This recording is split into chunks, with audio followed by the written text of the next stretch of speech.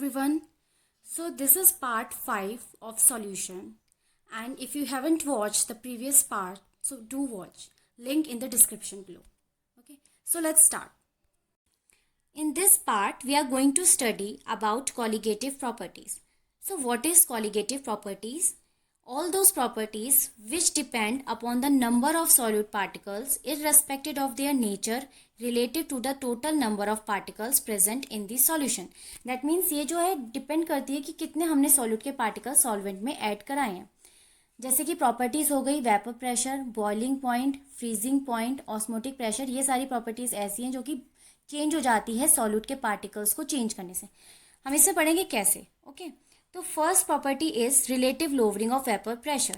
Means vapour pressure में change आ रहा है. अभी हम देखेंगे कैसा चेंज आ रहा है, डिक्रीज हो रहा है या इंक्रीज हो रहा है, वो आगे की बात है. पहले हम समझेंगे कि वेपर प्रेशर में चेंज आ क्यों रहा है. ठीक है, सो वेपर प्रेशर क्या होता है? Pressure exerted by the vapours. But हमें पता है यहाँ पे सॉल्वेंट क्या होगा? लिक्विड होगा, क्योंकि हम इस चैप्टर में लिक्विड फेज की बात करें. हमारा जो सॉल्यूशन होगा वो लिक्विड होगा. अगर हमें सॉल्यूशन बनाना है लिक्विड तो हमारा सॉल्वेंट क्या होना चाहिए? लिक्विड होना चाहिए. तो जैसे कि हमने 2 बीकर्स लिए हैं. ठीक है, फर्स्ट बीकर में हमारे पास 1 2 3 4 पार्टिकल्स हैं लिक्विड के. मान लिया हमने कि 4 पार्टिकल्स है या 4 मॉलिक्यूल्स है हमारे पास वाटर के. इसमें हमने क्या, यहाँ ये क्या है? ये प्योर सॉल्वेंट है. प्योर सॉल्वेंट मीन्स इसमें हमने कोई सॉल्यूट ऐड नहीं कराया, हमने इस बीकर को क्लोज कर दिया. ठीक है, चलो और ले लेते हैं. इसमें 1 2 3 4 इसमें जो 8 पार्टिकल्स हैं या 8 मॉलिक्यूल्स हैं वाटर के. प्योर सॉल्वेंट है. जब हम यहाँ पे टेम्परेचर देंगे, टेम्परेचर हम दोनों बीकर में कांस्टेंट रखेंगे. जितना टेम्परेचर हम बीकर ए में रखेंगे उतना ही टेम्परेचर बीकर बी में माना जाएगा. ठीक है, अब जब हम इसे हीट देंगे तो इनके बीच में फोर्स ऑफ अट्रैक्शन है. हीट क्या काम करती है? सबसे पहले क्या करेगी? इनकी फोर्स ऑफ अट्रैक्शन को वीक करेगा. वीक करने के बाद क्या करेगी वो? जब फोर्स ऑफ अट्रैक्शन वीक हो जाता है तो ये जो पार्टिकल्स है वो किस में कन्वर्ट हो जाते हैं? गैस फेज में कन्वर्ट हो जाते हैं. तो मान लिया कि 30 डिग्री सेल्सियस, हमने माना कि 30 डिग्री सेल्सियस पे लिक्विड के 3 पार्टिकल्स वेपर में कन्वर्ट हो गए हैं. ठीक है, ये बीकर ए की बात है. सेकंड बीकर में हमने क्या करा? इसमें हमारे पास सेम 8 पार्टिकल्स तो थे. जो हमारे पास 8 पार्टिकल्स वाटर के तो थे, 8 मॉलिक्यूल्स वाटर के तो थे. जब हमने इस बीकर को क्लोज कराया, इससे पहले हमने क्या करा? इसमें हमने सॉल्यूट ऐड करा दिया. सॉल्यूट का मतलब क्या हो गया? अब ये क्या बन गया? सॉल्यूशन बन गया है. ए बीकर हमारा प्योर सॉल्वेंट है और बी बीकर हमारा सॉल्यूशन है, जिसमें सॉल्वेंट के साथ सॉल्यूट के पार्टिकल्स भी हैं. तो अब जब सॉल्यूट के पार्टिकल्स आएंगे वो कहाँ आएंगे? इनके बीच में आएंगे. ये देख रहे हो, ये तो सॉल्यूट, ये पार्टिकल ऑफ वाटर है. और ये जो डॉट में दिख रहे हैं आपको, छोटे डॉट में, स्मॉल डॉट्स में, ये क्या है? सॉल्यूट के पार्टिकल है. सॉल्यूट के पार्टिकल्स जो हैं वो सॉल्वेंट के मॉलिक्यूल्स के बीच में आ गए हैं. ठीक है, तो अब जो फोर्स ऑफ अट्रैक्शन होता है, ये सॉल्यूट के पार्टिकल्स क्या करेंगे? लिक्विड के पार्टिकल्स को स्ट्रांगली अट्रैक्ट करेंगे, स्ट्रांग फोर्स से बाइंड अप करेंगे. तो सेम अगर हम टेम्परेचर देंगे तो उस सेम टेम्परेचर से मतलब हम ये बोल नहीं सकते कि इजीली वो वेपर में कन्वर्ट हो जाएंगे. अब जो है सॉल्यूट के पार्टिकल्स लिक्विड के पार्टिकल्स को या सॉल्वेंट के पार्टिकल्स को इजीली वेपर में कन्वर्ट होने नहीं देंगे, क्योंकि उन्होंने उनको बाइंड करके रख रखा है. ठीक है, तो अब क्या होगा? पहले जहां पे सॉल्यूट के पार्टिकल्स नहीं थे तो वहां पे कितने पार्टिकल्स वेपर में कन्वर्ट हो रहे थे? 3 पार्टिकल्स जो हैं वो वेपर में कन्वर्ट हो रहे थे. जैसे आप ऐसे समझिए कि 1 2 3. ओके, यहाँ पे जो बॉन्ड है वो स्ट्रॉन्ग बॉन्ड है, हमें पता है, क्योंकि लिक्विड के फोर्स जो बीच में फोर्स होता है, इंटरमोलिकुलर फोर्स, वो स्ट्रॉन्ग होता है. ये था प्योर सॉल्वेंट की बात. सेम हमारे पास लिक्विड अगले उसमें भी था, बट हमने यहाँ पे क्या करा? बीच में जो है सॉल्यूट के पार्टिकल्स आ गए. तो अब जो बॉन्ड है वो और ज्यादा इंक्रीज हो गए. ये जो सॉल्यूट के पार्टिकल्स होंगे नॉन वॉलिटाइल होंगे, मीन्स जो इजीली वेपर में कन्वर्ट नहीं होंगे. और अगर ये इजीली वेपर में कन्वर्ट नहीं होंगे तो ये लिक्विड के पार्टिकल्स को अपने से बाइंड करके रखेंगे और उन्हें भी इजीली कन्वर्ट नहीं होने देंगे. तो सेम टेम्परेचर, जिस टेम्परेचर में ये इजीली वेपर में कन्वर्ट हो रहे हैं, अगर इतना ही टेम्परेचर हम इसको भी देते हैं सॉल्यूशन वाले को, तो हमें उतने नंबर ऑफ वेपर्स नहीं मिलेंगे. अगर यहाँ पे हमें 2 पार्टिकल्स मिल रहे हैं वेपर के, तो यहाँ पे हमें सिर्फ 1 पार्टिकल मिलेगा वेपर का. ये क्लियर रखना कि जब हम सॉल्यूट के पार्टिकल्स ऐड कराते हैं वाटर में या सॉल्वेंट में, लिक्विड सॉल्वेंट होना चाहिए, तो जो हमारा वेपर प्रेशर होता है वो वेपर्स जो होते हैं वो हमारे डिक्रीज हो जाते हैं. उतने वेपर्स का फॉर्मेशन नहीं हो पाता है. जैसे आप एक एग्जांपल ले लीजिए कि आपने 2 बीकर लिए हैं. ठीक है, आपने एक में वाटर लिया है और एक में आपने ले लिया है वाटर प्लस लाइक शुगर ले लो. ठीक है, तो अगर आप देखोगे तो जो प्योर वाटर है, मीन्स जो प्योर सॉल्वेंट है वो इजीली बॉयल हो जाता है, इजीली उसके वेपर्स अगर सेम टेम्परेचर में देख लो, टेम्परेचर दोनों का सेम है, और मैंने बोला कि चलो 1 मिनट बाद देखना, तो तुम देखोगे कि लिक्विड के वेपर्स ज़्यादा फॉर्म हो रहे हैं as compare to liquid plus solute means solution. ठीक है, क्यों? क्योंकि जो हमने उसमें सॉल्यूट डाला है सॉल्वेंट में, वो सॉल्यूट उनको वेपर में कन्वर्ट होने नहीं दे रहा है उस टेम्परेचर पे। क्लियर है? तो इसका मतलब ये हुआ है कि जब हमने सॉल्यूट के पार्टिकल्स ऐड कराए हैं तो हमारे वेपर्स कम फॉर्म हो रहे हैं, और जितने ज़्यादा वेपर होते हैं, लाइक अगर इसमें 4 वेपर्स या 5 वेपर्स आते और इसमें सिर्फ 3 वेपर्स आते, ठीक है, तो इनके बीच का प्रेशर कम होगा, क्योंकि सेम रूम है, हमने 2 रूम लिए हैं, दोनों सेम साइज के हैं। एक रूम में हमने 5 पर्सन को बैठा रखा है, दूसरे रूम में हमने 3 पर्सन को बैठा रखा है।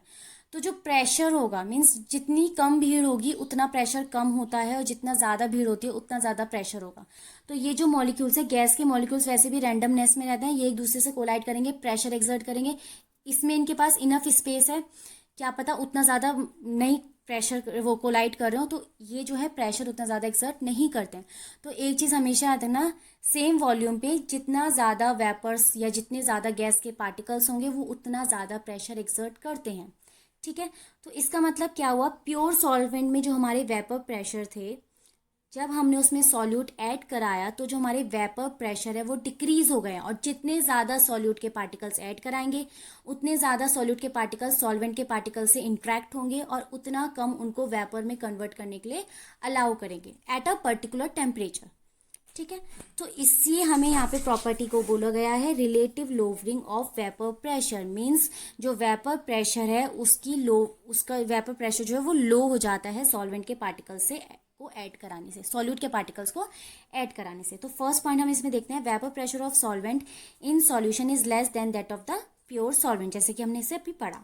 सेकेंड पॉइंट है, the lowering of vapour pressure depend on the concentration of A solute particles, कितना वेपर प्रेशर कम होगा ये डिपेंड करेगा कितने पार्टिकल्स हमने ऐड कराए हैं। ठीक है, vapour pressure decreases when a non volatile solute added to the solvent, solute जो होना चाहिए वो नॉन वॉलेटाइल होना चाहिए। वॉलेटाइल कौन होते हैं, जो इजीली बॉयल, जिनका बॉइलिंग पॉइंट लो होता है, और नॉन वॉलेटाइल होता है जिनका बॉइलिंग पॉइंट ज़्यादा होता है।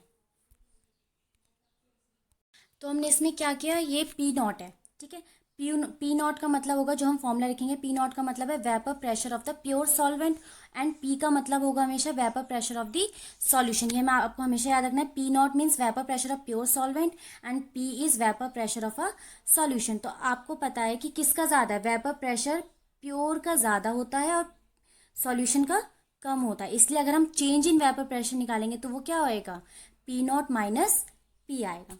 ओके, नाउ नेक्स्ट इज, अब हम इसके फॉर्मूले की बात करेंगे, तो फॉर्मूला क्या बनेगा हमारा, delta P is equals to P not minus P, जो चेंज आएगा। ठीक है, अब हमें पता है रॉल्स लॉ हमने पढ़ा है, रॉल्स लॉ क्या होता है, रॉल्स लॉ होता है, अगर फर्स्ट कंपोनेंट के लिए देखते हैं, रॉल्स लॉ बोलता है कि the pressure, okay, vapour pressure, और हम कह सकते हैं partial vapour pressure of each component, हर एक कंपोनेंट का वो डायरेक्टली प्रोपोर्शनल उसके मोल फ्रैक्शन के होता है। तो यहाँ पे क्या है, P1, अगर हम फर्स्ट कंपोनेंट की बात करें तो P1 is equals to P1 not X1। X1 क्या है, मोल फ्रैक्शन ऑफ ए और फर्स्ट वाले का, फर्स्ट क्या है, इसमें हमने 1 की बात क्यों करी है, क्योंकि यहाँ पे हम सॉल्वेंट की बात कर रहे हैं, यहाँ पे हम सॉल्यूट या सॉल्यूशन की बात नहीं कर रहे हैं। ठीक है, हम ये बात कर रहे हैं कि प्योर सॉल्वेंट में अगर हमने सॉल्यूट ऐड कराया तो कैसा चेंज आएगा। तो यहाँ पे हम सॉल्वेंट की बात कर रहे हैं, और मैंने हमेशा बोला है, या फिर मैं बोल रही हूँ कि जो अगर हम 1 लिख रहे हैं तो 1 का मतलब हमेशा सॉल्वेंट होता है, और अगर हम 2 लिख रहे हैं तो 2 का हमेशा सॉल्यूट होता है। ऐसे याद रखो, पहले हम क्या डालते हैं, सॉल्वेंट डालते हैं तो हमने उससे 1 लेंगे, फिर हम दूसरी टाइम सेकेंड टाइम पे क्या डालते हैं, सॉल्यूट ऐड करते हैं तो हम उसको 2 लेंगे। ओके, सो यहाँ पे क्या आ गया, P1 is equals to P1 not X1, तो डेल्टा P हमें पता था क्या होता है, P not minus P1 which is equals to P not 1, तो हमने ऐसे लिख दिया। P1 का हमारा रॉल्स लॉ से क्या फॉर्मूला निकलता है, P1 नॉट X1। ओके, तो इज इक्वल्स टू क्या आ जाएगा, दोनों में से P1 नॉट कॉमन आ जाएगा, तो अंदर क्या आ जाएगा, 1 माइनस X1। मोल फ्रैक्शन हमने पढ़ा था कि जो मोल फ्रैक्शन होते हैं ईच कॉम्पोनेंट का सम इज इक्वल्स टू 1 होता है, तो X1 plus X2 will give 1। तो यहाँ पे अगर हम X1 की वैल्यू निकाले तो कितनी आएगी, 1 माइनस X2। ओके, तो 1 माइनस X2 आ गई, तो इसलिए 1 माइनस, या फिर अगर हम यहाँ पे 1 माइनस X1 की वैल्यू निकालते हैं, चलो एक सेकेंड रुको, यहाँ पे हमने किसकी, यहाँ पे 1 माइनस X1 है ना, तो हमने क्या करा, x1 को यहाँ पे ले गए, तो 1 माइनस x1 कितना आ गया इज इक्वल्स टू x2। तो इस 1 माइनस x1 की जगह हम क्या रख देंगे, x2 को पुट कर देंगे। ठीक है, तो यहाँ पे क्या आ गया, P01 minus P1 is equals to P01 x2। यहाँ पे P1 हमारा नीचे डिनोमिनेटर में चला जाएगा, is equals to x2। x2 क्या होता है, मोल फ्रैक्शन ऑफ 2 अपॉन में mole fraction of 1 plus mole fraction of 2। इसमें एक चीज़ हमेशा याद रखना, सिर्फ इसके लिए कह रही हूँ मैं, कि अगर हम देखे जाए तो सॉल्वेंट के कंपैरिजन में सॉल्यूट के पार्टिकल्स जो होते हैं बहुत कम होते हैं, जो मोल्स होते हैं बहुत कम होते हैं। इस वजह से यहाँ पे डिनोमिनेटर में हम क्या करते हैं, यहाँ पे N1 प्लस N2 है ना, तो हम मान लेते हैं कि N2 की कंसेंट्रेशन सॉल्यूट की, ओके यहाँ पे आप करेक्ट कर देना, इसमें सॉल्यूट छोटा है। ठीक है, सॉल्यूट की कंसेंट्रेशन सॉल्वेंट की कंसेंट्रेशन से बहुत कम होती है, तो हम यहाँ पे इसको नेग्लिजिबल मान लेते हैं, मीन्स N2 को हम नेग्लेक्ट कर देते हैं। Please correct this is N2 smaller than N1। Okay, तो P1 not minus P1 upon P01, N2 कितना होता है हमारा, वेट अपॉन मोलर मास, तो W2 अपॉन M2, और N1 में आ जाएगा W1 अपॉन M1, अपॉन में वो नीचे तो ऊपर न्यूमरेटर में चला जाएगा। ठीक है, तो ये हमारा फॉर्मूला होता है जब वेपर प्रेशर की बात आएगी, मीन्स जहाँ पे भी न्यूमेरिकल आएगा vapour pressure, lowering in vapour pressure पे, तो हमारा यही फॉर्मूला लगेगा।